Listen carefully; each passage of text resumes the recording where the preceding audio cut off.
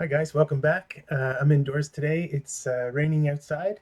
I prefer going outside. It's cooler and nicer, and I like the ambiance and all that. But today it's wet, it's rainy, and I don't have a good camera or anything like that. I have to bring out my computer and all that stuff.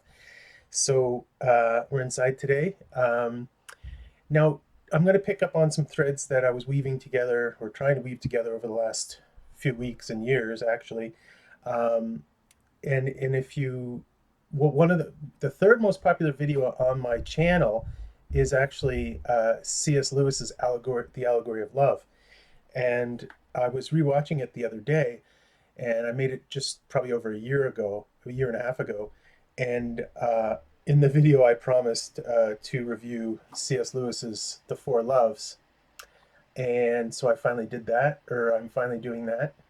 Um, this is a favorite of many people. It's not that big, it's just under 150 pages. And it's really well loved. It's really popular. Lots of people know it. People who read C.S. Lewis, a lot of them speak of it, like along with Screw Tape Letters and a few of the other ones, like The Problem of Pain. This is one of his most popular writings. I read virtually all of C.S. Lewis's nonfiction, and I hadn't had the chance to finish up this one yet. So, and the reason is simply it goes off to a slow start. Um, the first two chapters are pretty boring, um, and you'll figure out in time, why that is and what the book is all about and how it's structured and so on. So let me just put some context here as to why I'm reading it. Um, and you can see my new T-shirt here, isn't it nice? Luke and Darth Vader, father and son. Um, so, so as you say, like I don't know, I don't know whether I'm going to put the book in which video list I'm going to put it in. Is it a book review, or does it better fit into the men and women video series I'm doing? So I guess it depends on how my video goes to know which direction it'll take. So C.S. Lewis, and the Four Loves. So what's it about in a nutshell? Well, it's basically in a nutshell. It's he says there are four different kinds of love. First is affection. Second is eros, or sorry, yes, no. Third, second is friendship. Third is eros, and the fourth he calls charity. And I'll go through each of them and try to show how they correlate and how they're oriented, and basically um, C.S. Lewis's mission in writing this book. Now, as I said, the first couple chapters are pretty dull reading.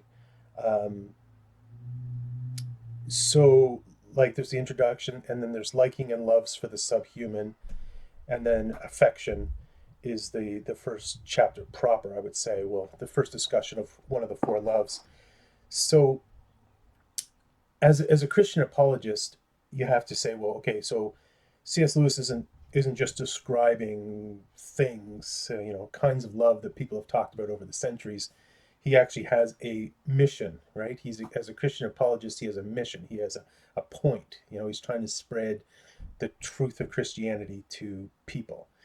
And as I said, C.S. Lewis was probably one of the most effective Christian apologists ever, and certainly in the 20th century, he ranks right up there with people like G.K. Chesterton and Fulton Sheen. I'd probably put C.S. Lewis in the number one position. So anyway, so why is he doing this? Well, look at how the book is structured. It begins with affection, goes to friendship, then eros, and then this thing he calls charity. Okay, so obviously it's not charity in the sense that we speak of being charitable today, like doing acts of charity, giving money to the cancer society or whatever.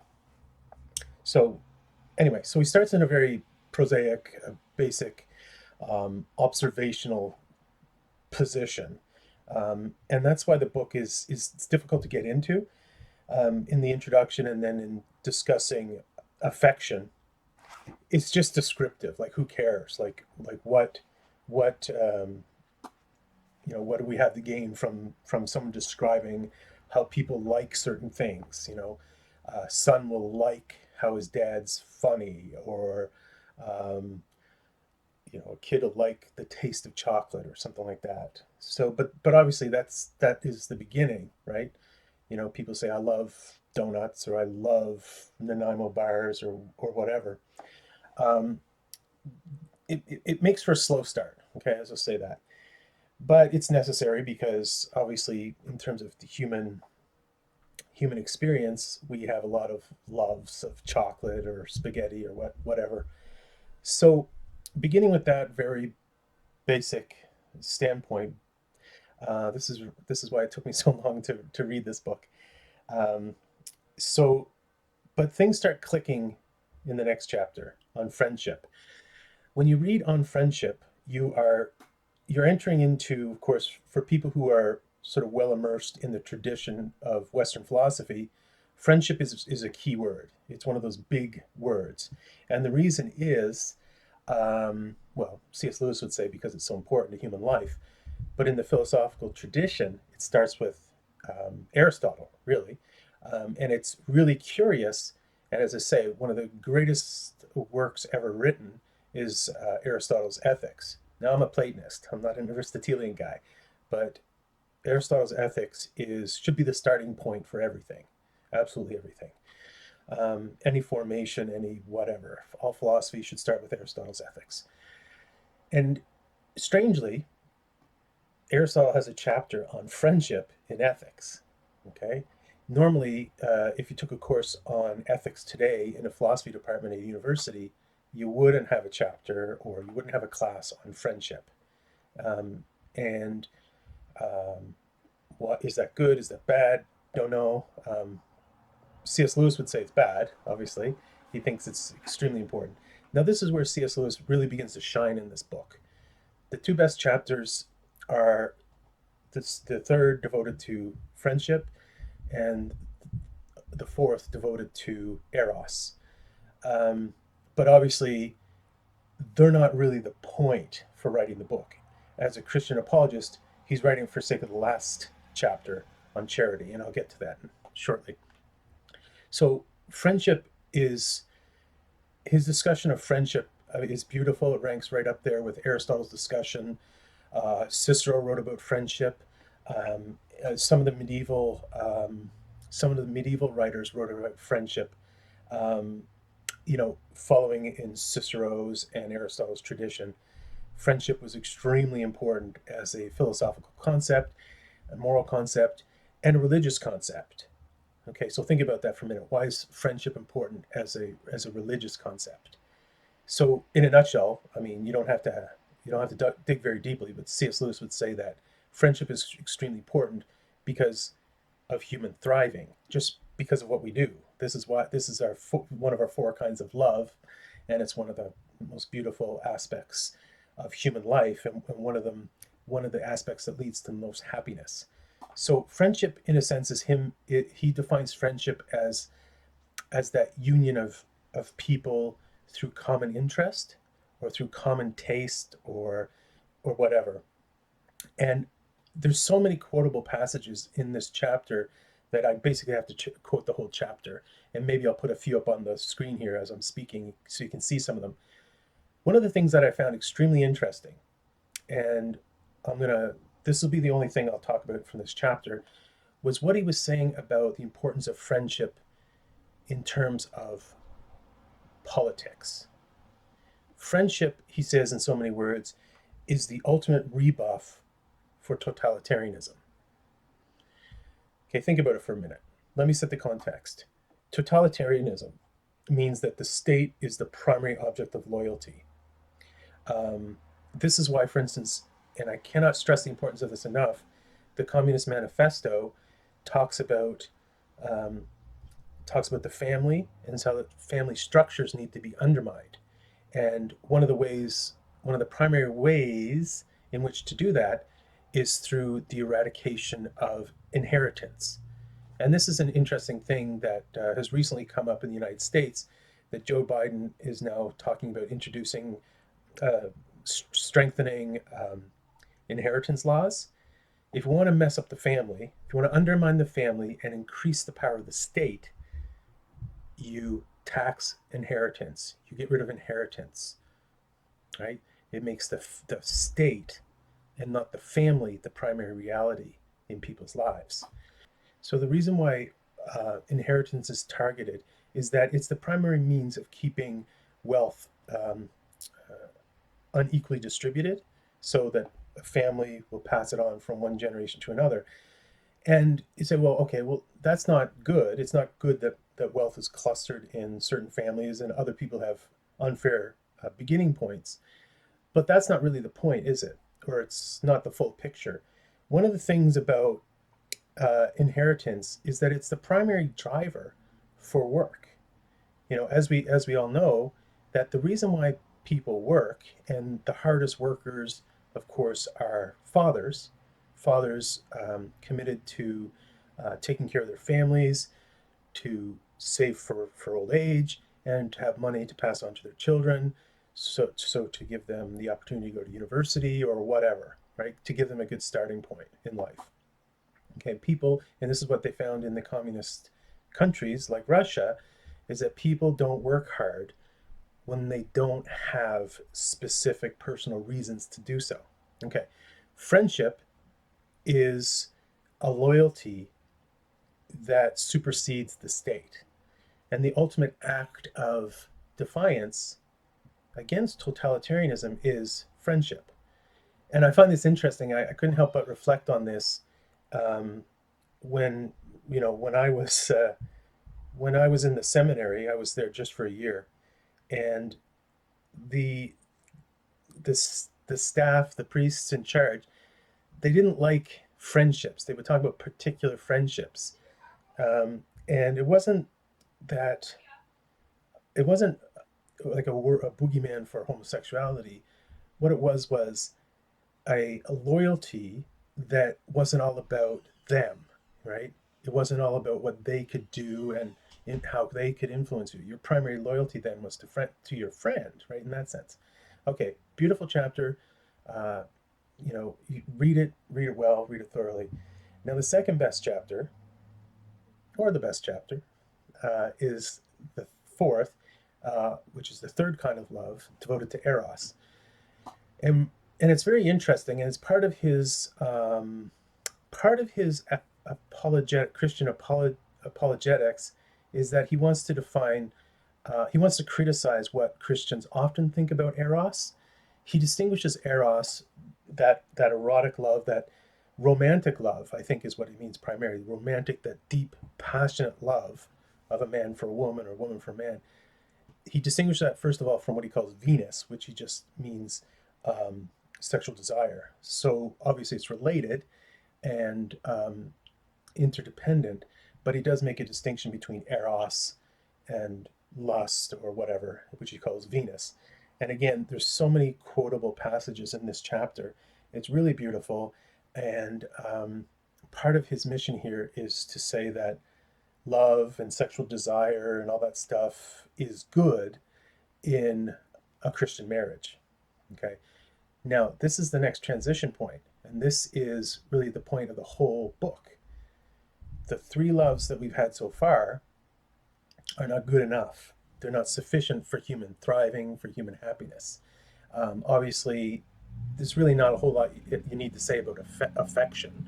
We all know that our love of chocolate or our love of tea and crumpets doesn't make a person happy. And we can get into addictions and so on, food addictions or alcohol addictions and all that stuff.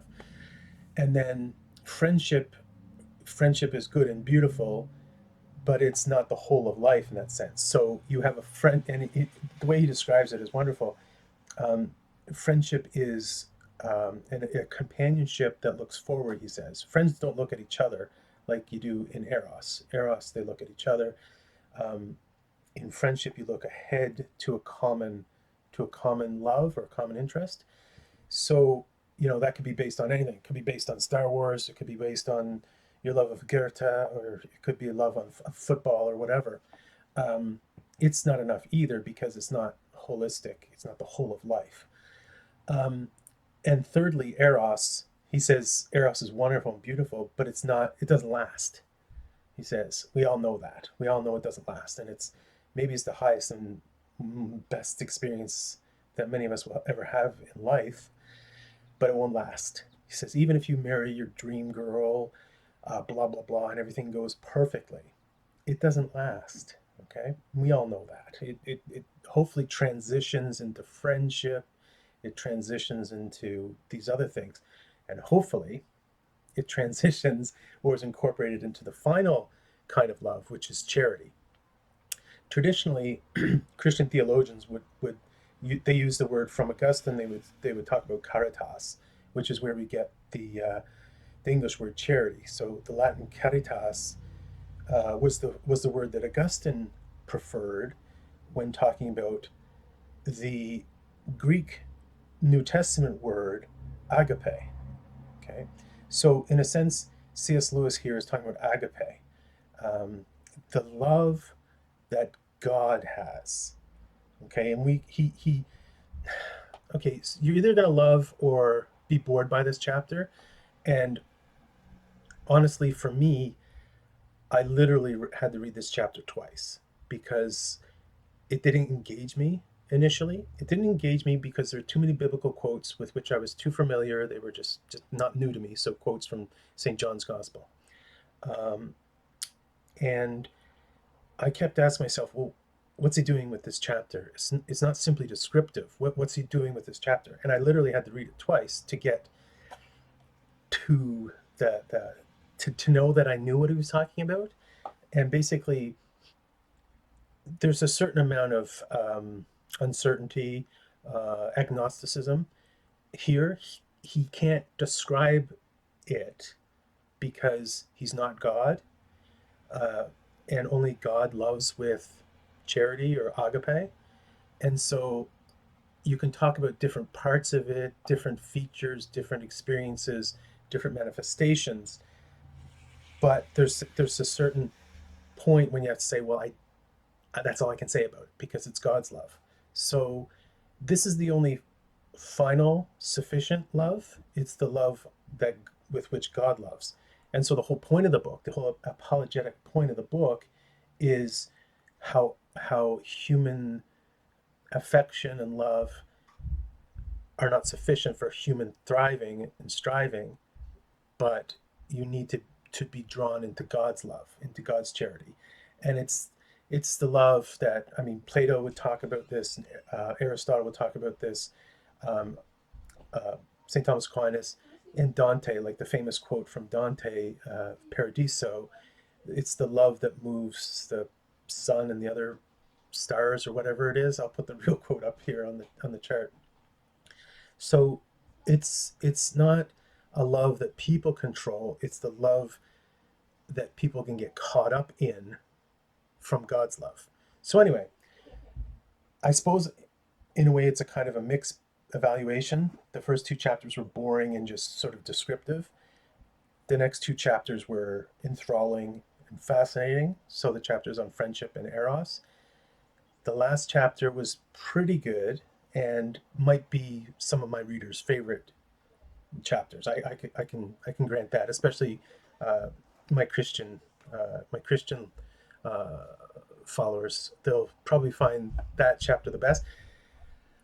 Let me just say this in conclusion. I wish I'd read this book 20, 30 years earlier, but having said that, I wouldn't have understood it. It's not that it's complicated. It's that it won't mean something to you until you've gone through the things, until you've gone through affection, friendship, eros, charity. I don't think they'll really resonate with you. And only C.S. Lewis of his mature age would be able to write this book. Okay? And so there you have it. Somebody can tell you the truth, but whether you're ready to listen to it, that's another story. And I think Lewis, especially in those two chapters, is just wonderful, and will have a lot to say to you. And again, you might like the last chapter the best. But anyway, wonderful book. Thanks, everybody. I hope you enjoyed this, and we'll make another video real soon.